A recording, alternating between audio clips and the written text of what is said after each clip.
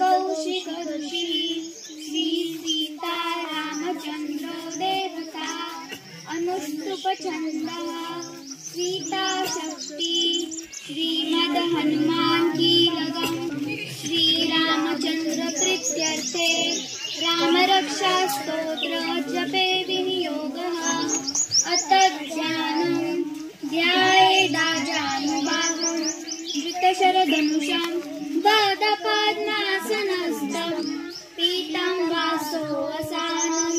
नवकमलदलस्पर्धिनेत्रं प्रसन्नं वामाङ्कारूढसीता मुखकमलमिलल्लोचनं नीरदाभं नानालङ्कारदीप्तं ददतमूर्जटा मण्डनं रामचन्द्रम् इति ध्यानं चरितं रघुनाथस्य शतकोटिप्रवेशकरम्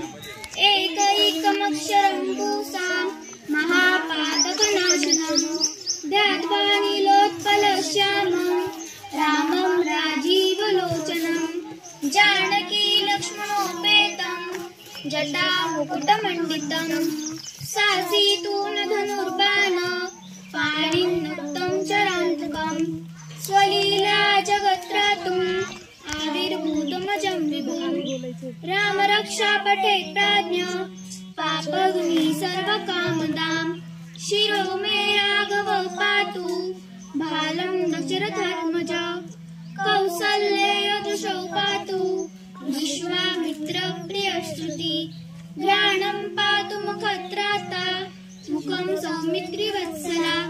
जिह्वा विद्यानिधि पातु कण्ठं भरतवन्दिता